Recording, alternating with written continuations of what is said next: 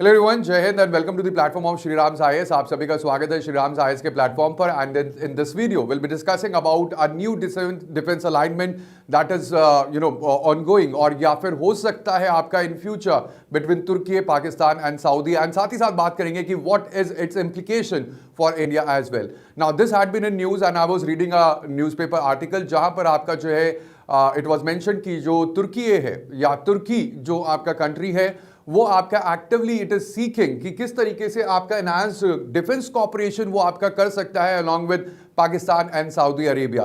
Eight the same time अगर मैं बात करता हूं आपका, तो this will there will be a significant potential shift in the power dynamics. और साथ ही साथ आपका ये अलाइनमेंट के बाद जो आपका साउथ और वेस्ट एशिया है, and ultimately this will also shift the complete military diplomacy in the complete region as well. So therefore it is very important for your upcoming examination। और साथ ही साथ ये समझने के लिए कि जो डायनामिक्स है वो आपका क्या क्या है, मेरे साथ बने रहिए इस वीडियो के एंड तक। बट आगे जाने से पहले और आगे बढ़ने से पहले मैं आपको बता दूं that if you are encountering any problem while studying for the civil services, आप रीच आउट कर सकते हैं टू अस एंड अल्टीमेटली आप फायदा उठा सकते हैं फ्री 1:1 मेंटरशिप का एट श्रीराम आईएएस। इसके लिए आपको बहुत छोटी सी चीज करनी है, that is you have to fill the Google form that is given in the description box. Alright, अब बात करते हैं वापस हमारे टॉपिक की। तो अगर बात करते हैं कि ये एक फॉर्मल पैक्ट है, तो बिल्कुल नहीं है। There is no treaty that has been signed, या फिर कोई स्ट्रक्चर नहीं है, कोई फॉर्मल म्यूचुअल डिफेंस एग्रीमेंट या बाइंडिंग ऑब्लिगेशंस जो है वो यहां पर आपका साइन नहीं किए गए हैं। At the same time when it comes to the architecture, ये काफी इनफॉर्मल है, जहां पर आपका it allows the adaptation without any kind of binding obligations या रिजिड कमिटमेंट्स, और कोई भी लीगल फ्रेमवर्क नहीं है यहां पर। एंड अल्टीमेटली फ्लेक्सिबल फ्रेमवर्क जो है ये आपका that is very important because this focuses on the tactical cooperation and ultimately the shared interest that these three Nations have in together. Now साथ ही साथ अगर बात करते हैं तो फिर ये कॉपरेशन है क्या, what kind of alignment it is. So ultimately when we talk about this, तो इस अलाइनमेंट के थ्रू जो कंट्रीज है they would be able to go for defence procurement deals. आपका डिफेंस प्रोक्योरमेंट डील्स आपका कर सकते हैं, वेपन सिस्टम्स, और साथ ही साथ को प्रोडक्शन अरेंजमेंट्स आपका हो सकता है। इसी के साथ साथ there could be officer exchanges या स्पेशलाइज कोर्सेज डेवलप हो सकते हैं इन कंट्रीज के बीच में, एंड टैक्टिकल स्किल डेवलपमेंट की तरफ भी आपका ये फोकस हो सकता है। And ultimately there could be combined drills, interoperability enhancement, and also strategic coordination, यानी कि joint military exercises they could be conducted through this alignment. Now तुर्की इसमें क्यों इंटरेस्टेड है? जो ऑलरेडी आपका पाकिस्तान और सऊदी अरेबिया के बीच में आपका डिफेंस कॉपरेशन जो अलाइनमेंट है उसमें Turkey is important because very important अगर हम बात करें तो it is reducing dependence on the western alliances, and ultimately जो इंडिपेंडेंट फॉरेन पॉलिसी है उसको आपका एसर्ट कर रहा है, एंड दैट गेन्स और that gives the strategic autonomy to Turkey. At the same time अगर हम बात करते हैं तो तुर्किश जो आर्म्स इंडस्ट्री है that is expanding, and ultimately जो आपका ग्लोबल मार्केट्स है उसमें तुर्की या आपका Turkish arms industry is it is expanding it's footprint.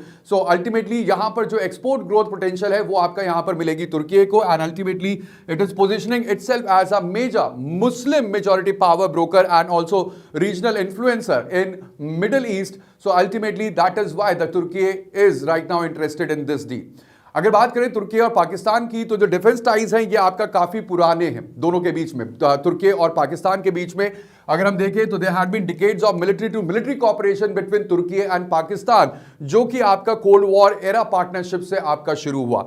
Eight the same time अगर हम बात करते हैं आपका, तो जो रीसेंट एक्सपेंशन है ड्रोन टेक्नोलॉजी में, फाइटर जेट्स में, नेवल सिस्टम में, यहां पर भी कोलैबोरेशन जो है वो आपका दिखा, and ultimately there were the ties that deepen during the modern times as well, and there is a shared position on the regional issues as well, जिसकी वजह से दोनों देशों के बीच में जो बायलैटरल रिलेशंस है, बायलैटरल टाइज है, वो आपका काफी इमर्ज्ड है। एंड अल्टीमेटली डिफेंस कोऑपरेशन है, डिफेंस आर्किटेक्चर की बात करें तो वहां पर भी strategic convergence is there between the Pakistan and Turkey. At the same time अगर बात करते हैं आपका जो सऊदी अरेबिया है उसका भी यहां पर काफी इंपॉर्टेंट रोल है, बिकॉज जो सऊदी अरेबिया है it has a financial leverage, जहां पर आपका जो है फंडिंग जो है वो आपका मिल सकती है पाकिस्तान को और तुर्की को थ्रू सऊदी अरेबिया।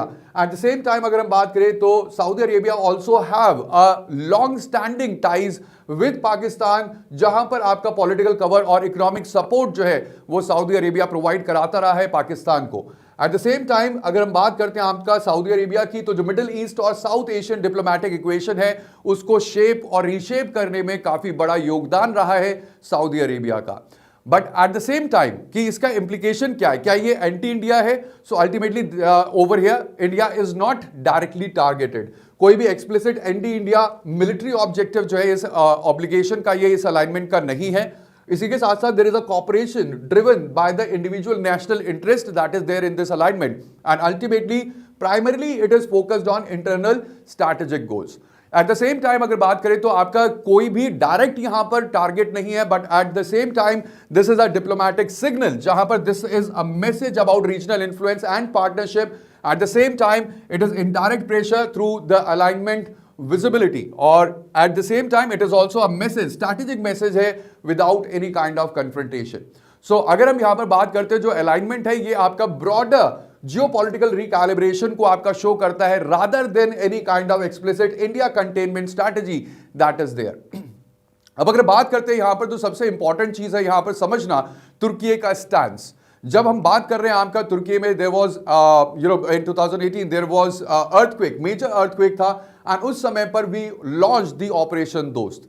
लेकिन उसके बाद तुरंत बाद ही आपका तुर्की जो है it started with the vocal stance, जहां पर एर्डोगन जो है उन्होंने पब्लिक स्टेटमेंट दिया on Kashmir, and ultimately UN और इंटरनेशनल फोरम पर उन्होंने कश्मीर का मुद्दा उठाया, जहां पर उन्होंने बोला कि there were human rights violation जो कि इंडिया की तरफ से किए गए।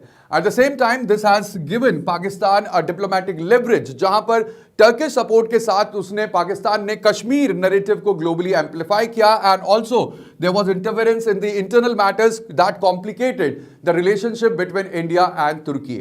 इसी के साथ साथ यहां पर जो इंपैक्ट है इंडिया पे, इंपैक्ट की बात अगर हम यहां पर करें तो जो अगर हम बात करें सऊदी अरेबिया की, तो we have managed the relationship with the Saudi Arabia, also we have addressed the Turkey Pakistan's axis concerns as well. At the same time इस समय पर कोई भी मिलिट्री थ्रेट नहीं है, there is no immediate military threat, and ultimately this alignment it lacks operational teeth to pose direct conventional challenge, और उसके बारे में भी बात करेंगे कि what are the challenges to this alignment. इसी के साथ साथ अगर हम बात करते हैं आपका, तो there is increase coordination on Kashmir narrative in international forums that we had done, and ultimately जो आपका इमेज है जिसको खराब करने की कोशिश की गई बाय तुर्की, उसको आपका हमने बहुत अच्छे तरीके से आपका उसका जवाब भी दिया। ठीक है, इसी के साथ साथ if we talk about India and Saudi Arabia, ठीक है, इंडिया सऊदी अरेबिया और तुर्की के साथ इंडिया के कैसे रिलेशनशिप है।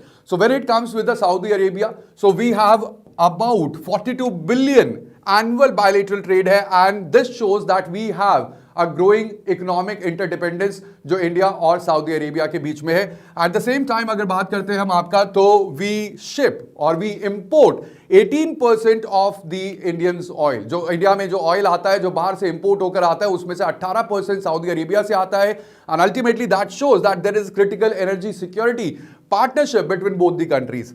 एट द सेम टाइम अगर बात करें आपका, तो किसी भी किंगडम में या किसी भी आपका देश में लार्जेस्ट जो एक्सपैट्रिएट कम्युनिटी है या हमारी जो we have the citizens in, they are living in Saudi Arabia. We have 2.6 million Indian diaspora in Saudi Arabia. So ultimately जब हम बात करते हैं इंडिया और सऊदी के रिलेशनशिप की, तो स्ट्रॉन्ग स्ट्रैटेजिक पार्टनरशिप है जो आपका यहां पर दिखती है, चाहे वो डिफेंस अलाइनमेंट्स है, एनर्जी सिक्योरिटी है, या फिर इन्वेस्टमेंट है, और काउंटर टेररिज्म कॉपरेशन में भी आपका जो है इंडिया और Saudi Arabia they have remained, the relationship have remained robust.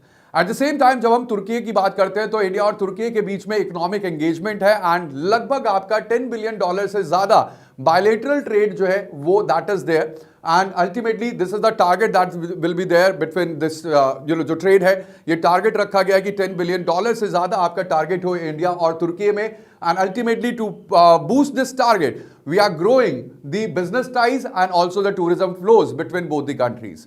Eight the same time there are political differences, जिसकी मैंने अभी थोड़ी देर पहले बात की, जहां पर कश्मीर के ऊपर आपका जो है जो कश्मीर मुद्दा है वो आपका ग्लोबल एरा पर और ग्लोबल अरीना पर आपका उठाया गया by Turkey. At the same time there are divergent regional positions that creates friction between India and Turkey as well.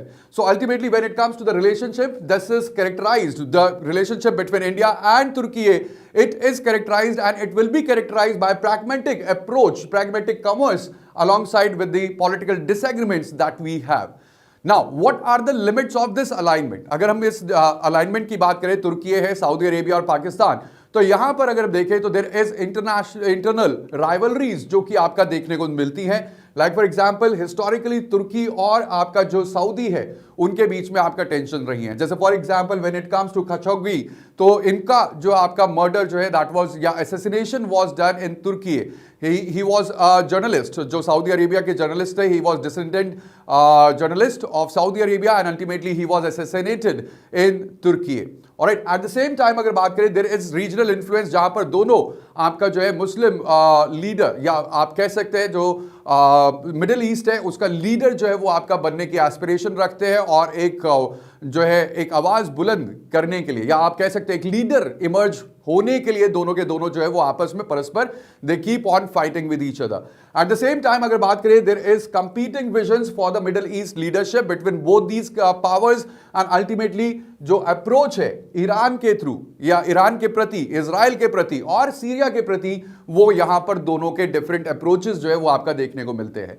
इसी के साथ साथ ना सिर्फ internal rivalries but they have divergent interest as well, क्योंकि अगर हम बात करें सऊदी जो है वो प्रैग्मेटिज्म की तरफ ज्यादा फोकस्ड है जबकि तुर्की है वो आइडियोलॉजिकल पोस्चरिंग ज्यादा करता है। एट द सेम टाइम अगर हम बात करें पाकिस्तान का जो चाइना का डिपेंडेंस है उसका there is a limiting options that are there and ultimately economic priorities जो है वो आपका they often conflict with the strategic rhetoric जो कि आपका देखने को मिला है in such type of alignment. So ultimately जो स्ट्रक्चरल कंस्ट्रेंट्स है वो तो है यहां पर, साथ ही साथ ultimately because of these structural constraints चाहे वो आपका राइवलरीज है या फिर आपका डाइवर्जेंट इंटरेस्ट है, because of this there will be or they will prevent any kind of deep and durable alignment। जो कॉपरेशन है वो आपका ट्रांजैक्शनल और इशू स्पेसिफिक रहने के ज्यादा चांसेस है। इसी के साथ साथ ये यहां पर समझना है कि I am not saying that this is a alliance, this is an alignment. मैं अलाइनमेंट कह रहा हूं और जब हम अलाइनमेंट और अलायंसेस की बात करते हैं तो we have formal alliances. Formal alliances वो होते हैं जहां पर प्रॉपर एक ट्रीटी जो है वो आपका लिखी जाती है, ट्रीटी जो है वो आपका साइन की जाती है, जहां पर म्यूचुअल डिफेंस कमिटमेंट्स होते हैं, जैसे आपका नाटो वाला जो आपका जो पूरा ट्रीटी है। So ultimately that is a formal alliance. वहीं पर देयर आर फ्लेक्सिबल अलाइनमेंट्स जो कि इशू बेस्ड कॉपरेशन जहां पर होता है without any kind of binding commitments, जो कि ये दोनों देशों के बीच में Saudi Arabia and Pakistan and now Turkey is eyeing on this defence cooperation as well. And ultimately अगर हम बात करें आपका तो यहां पर फ्रीडम मिल जाती है डाइवर्स पार्टनरशिप को आपका परस्यू करने के लिए। तो जो फ्लेक्सिबल अलाइनमेंट्स होते हैं उसमें आपका स्ट्रैटेजिक ऑटोनॉमी होती है देशों के साथ and there is no defence clause as well, जहां पर पार्टनर्स जो है वो they are not obligated to intervene in kind of the conflicts. So ultimately ये आपके डिफरेंट फॉर्म ऑफ अलायंसेस और अलाइनमेंट्स जो है वो आपका हो सकते हैं। अब अगर हम बात करें इंडिया का स्ट्रैटेजिक रिस्पांस क्या होना चाहिए, इंडिया का स्ट्रैटेजिक रिस्पांस होना चाहिए कि आपका सऊदी के साथ हमारे रोबस्ट टाइज है उसको आपका मेंटेन रखें और साथ ही साथ उसको कंटिन्यू करें। अलॉन्ग विद दिस तुर्की के साथ आपका इकोनॉमिक डोमेन में, इकोनॉमिक चैनल्स में हमें जो एंगेजमेंट जो है वो आपका बढ़ाना चाहिए। So there should be engagement over any kind of escalation. At the same time there should be a clear red line जहां पर we should push back, firm push back आपका होना चाहिए on any kind of Kashmir interference, या फिर we should not compromise on any kind of sovereignty in the global world. At the same time, there should be strengthening of the partnership जहां पर Quad है, ASEAN है, Gulf cooperation है, so that we can balance the regional dynamics. And also there should be, we should monitor the developments जहां पर आपका we should track the cooperation depth without overreaction or any kind of premature escalation that should be done from India. Now, this is a strategic takeaway because we have to watch the signals and ultimately we do not have to panic. ठीक है, देखना है आगे क्या ये आपका alignment रंग लाता है, लेकिन साथ ही साथ right now there is no need to panic. Alignment जो है यहां पर कोई भी ऑपरेशनल डेप्थ नहीं है, so therefore there is no immediate threat to Indian sovereignty. At the same time जो इंडिया का रिस्पॉन्स है वो आपका कैलिब्रेटेड होना चाहिए, it should be firm, but at the same time we should not be alarmed by this alignment। and जो internal contradiction है वो आपका long term जो cohesion है उसको आपका यहां पर limit करेंगे जो alignment है। and ultimately we should focus on strengthening own partnership and maintaining the strategic autonomy, that is very very important। so that would be all in today's session। now आपको समझ में आएगा कि ये important क्यों है, because this connects your GS paper 2, that is international relation, जहां पर हम bilateral ties है, regional groupings है, उनकी बात करते हैं, डिफेंस कॉपरेशन की या स्ट्रैटेजिक पार्टनरशिप्स की हम बात करते हैं। And you can write the answer to this question, discuss the implications of emerging defense alignments among middle powers for India's foreign policy। so that would be all in today's session। do not forget to like the session as well as share this session with your friends and साथ ही साथ subscribe जरूर करिएगा हमारे channel को। Thank you, bye bye, take care and Jai Hind.